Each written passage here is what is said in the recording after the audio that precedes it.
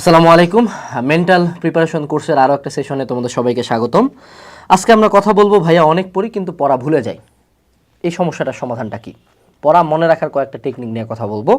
তো ভিডিওটা শুরুতে আমি বলে রাখতে পাই, হারামজাদা পড় পড়, তুই পড়া ভুলিস না, তুই আসলে পড়িস না।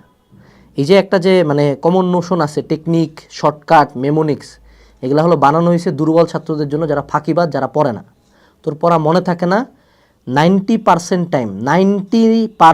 টাইম তোর পড়া মনে থাকে না, কারণ তুই ইনাফ পড়িস না।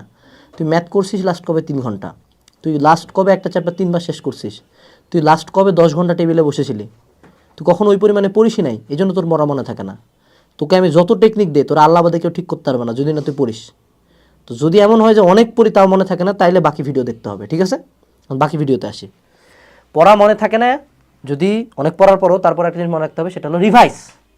পড়া কারোই ওইভাবে মনে থাকে না, তুমি কোনো হাফেজ না, হাফেজদেরও রিভাইজ করতে হয়। মসজিদের ইমামদেরও যখন খতমে তারাবি পড়ায় তখনও তারা রিভাইজ করে, নিজেরা বারবার পড়ে। একজন মুয়াজ্জিন হেল্প করে, ব্যাগ থেকে লাইন ভুলে গেলে তারপর হেল্প করে। কোরআন শরীফ মনে থাকে না, তোর তো এটা পাপি পড়া। তো সেক্ষেত্রে revise, revise, read, revise, repeat. আর আর আর সিনেমা না, এই টেকনিকটা যে আমি একটা টপিক পড়বো, ভুলে গেছি, রিভাইস দিব, then I will repeat. Continuously এটা চলতে থাকবে যতদিন পর্যন্ত এক্সাম না হয়। এইটার এখন একটা ফেলাসি আছে। ফেলাসিটা কি? যে প্রত্যেকের জন্য রিভিশনের টাইম লিমিটটা ডিফারেন্ট হবে। যেমন আমি একটা টপিক পড়লে মোটামুটি 7 দিন খুব ফ্রেশ থাকে ব্রেনে, অষ্টম থেকে যত টাইম যাবে টপিকটা হালকা হবে যদি না আমি প্র্যাকটিস করি। তা আমার কাজ কি হবে, প্রতি 7 দিন অন্তর অন্তর টপিকটা পুরাটা আরেকবার পড়া না, জাস্ট চোখ বুলানো, জাস্ট মেইন টপিকগুলো দেখা। এই জন্য দাগাইতে বলি। কোনো একটা ম্যাথ করছি অনেকদিন আগে, জাস্ট মেইন 2টা লাইন করে গেলাম পরীক্ষার আগে, এটাই তো রিভাইস। তো পড়া মনে থাকে না, মূল টেকনিক হলে রিভাইস করতে হবে। রিভাইস না করলে পড়া কখনো মনে থাকবে না। এরপরে আসো প্র্যাকটিস। ভার্সিটি ইউনিটের ক্লাসে গেলে কিছু মাকুন্দা পোলা পাবা, ও বসে বসে সব শর্টকাট শিখতেছে, বিশাল বড় বড় শর্টকাট, শর্টকাট নামে কলঙ্কপাট শিখতেছে। শর্টকাট শিখলো, বিভিন্ন ম্যাথ করলো, ম্যাথ শিখলো, ভেরি নাইস, সেই বুঝছি স্যার, সেই স্যার, সেই মামা, সেই বলে বাসায় আসে জীবন আর পড়ে না। মনে রাখবা, কোনো একটা পড়া তুমি জাস্ট এটা ইনপুট নিতেছো, তোমাকে পরীক্ষার হলে আউটপুট দিতে হবে। তো তোমাকে তো আউটপুটের প্র্যাকটিসটা করতে হবে। পড়া বুঝা আর পারার মধ্যে আসমান জমিন তফাৎ আছে।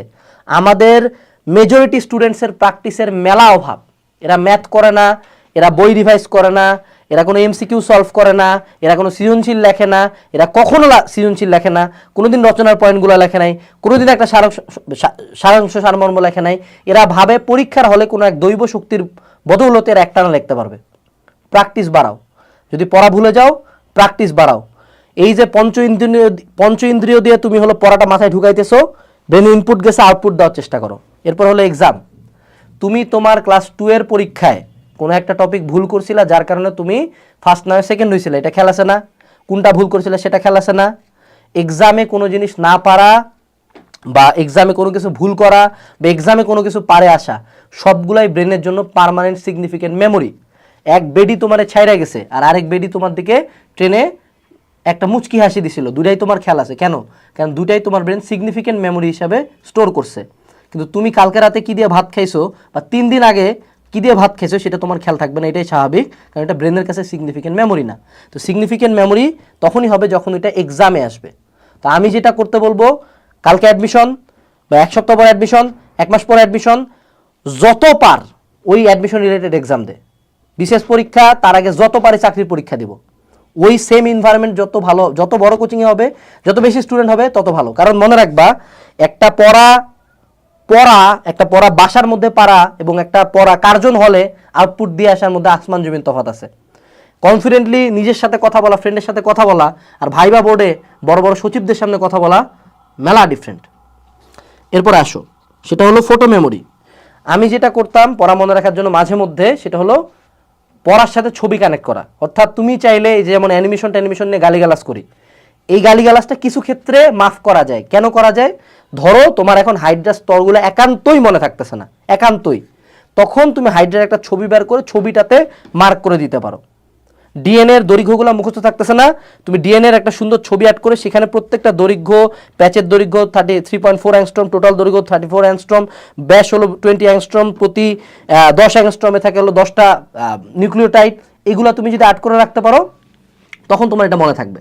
অর্থাৎ কিছু ক্ষেত্রে ক্রিটিক্যাল ইনফরমেশন মনে রাখার জন্য ফটো মেমোরি কাজে লাগতে পারে। যেমন ধরো ফটো মেমোরি কি, যে আমি তোমাকে দেখাইলাম, এক নজরে এটা দেখালাম, তারপর অফ করে দিলাম, তুমি এখন বলতে পারো যে কি আছে এখানে, কি দেখছো, তুমি দেখছো এখানে একটা নীল কালার দেখছো, কিছু একটা লেখা ছিল খাতার মধ্যে, একটা মানুষ ছিল মাথার মধ্যে হাত দিয়ে, এটাই ফটো মেমোরি, এবং এটা সাবকনশিয়াস মাইন্ডে থাকে, পরীক্ষার হলে তুমি ভালো আউটপুট দিতে পারবা। সো ওই জন্য আমরা বলি যে দেখ, যদি ভুলে যাস এখন তো দেখ, ওই দেখলে তুমি যে কনসিয়াসলি পড়তেছো এমন না, কিন্তু তোমার ব্রেন মাঝে মধ্যে বলে এটা বি অপশন, কোথায় জানি দেখছি বিটা মনে হচ্ছে, বি মারে দিছো হয়ে লাগে গেছে। এরপর আসো, সেটা হলো কানেক্টিং দ্য টপিকস। যেমন ধরো তুমি ব্যাংকিং কোণ পড়তেছো, ব্যাংকিং কোণ পড়তে গেলে অবশ্যই তোমার কৌণিক গতি এখানে আসবে নিঃসন্দেহে, এবং অবশ্যই এখানে ঘর্ষণ আসবে। তো তুমি যখন ব্যাংকিং কোণ পড়তেছো, ব্যাংকিং কোণ পড়ার সময় ঘর্ষণের টপিকটা একটু হালকা দেখে নিলা, পড়লা, এবং কৌণিক গতির টপিকটা অ্যাটলিস্ট কেন্দ্রমুখী বেগ, কেন্দ্র বিমুখী বল, কেন্দ্রমুখী বল, কেন্দ্রমুখী বেগ, কেন্দ্র বিমুখী বেগ, সবগুলা তুমি একবার দেখে নিলা, তখন তোমার ব্যাংকিংয়ের টপিকটা যেমন স্ট্রং হলো, বাকি দুইটা টপিকে স্ট্রং হলো, এবং তোমার ব্রেনের কাছে কোনো কনফিউশন থাকলো না। এইভাবে যখন কোনো টপিক পড়বা ট্রাই করবো ওটার সাথে কানেক্টেড টপিকগুলো পড়ে নাও, তাহলে তোমার ব্রেনের জন্য ইমেজটা ক্লিয়ার হয়ে আসবে এবং পড়া বেশি মনে থাকবে। এরপরে হলো কালেক্টিং দ্য থিংস। কালেক্টিং মানে কি, তুমি যদি এখন 7টা জায়গা থেকে 7 প্রকার জিনিসপাতি কালেক্ট করো, তুমি চিন্তা করো, এই দেখো এইখানে এই যে এই জিনিস দিলাম, তারপর তলা থেকে বের করে আরও কি এগুলা আরও 14 ভরি জিনিস এখানে ছড়াই দিলাম, হ্যাঁ, এখন তুমি কোন জায়গায় ফোকাস করবা, তোমার ফোকাস যাচ্ছে না। আবার ধরো আমি যদি সারাদিন এখানে এরকম করে নড়াইতে থাকি আর কথা বলি, ফোকাস যাচ্ছে না। তো ফোকাস আনার জন্য কি করতে হবে, ফোকাস আনার মূল উপায় হইল ডিক্লাটারিং, অর্থাৎ 14 জায়গা থেকে মুখ মারবো না।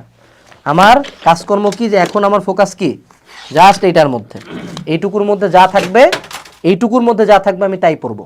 তো এইভাবে লাইফের যত পড়াশোনা সবগুলো একসাথে আনতে হবে। পড়া মনে রাখার আরেকটা উপায় কি, মেমোনিক্স বা ছন্দ। এখন ছন্দ সব সময় না, এমন কোনো টপিক যেটা মুখস্থ হইতেছে না, সেটা আমি কোনো গালি দিয়ে, লেটার দিয়ে, সং দিয়ে, নায়িকার নাম দিয়ে যেমন মনে রাখতে পারি, এটা হলো লাস্ট উপায়। এত আবার সব জায়গায় ছন্দ ফেলাবা না, মেডিকেলের প্রিপারেশন না, প্রত্যেকের আবার একটা ফ্যান্টাসি থাকে সব জায়গায় ছন্দ।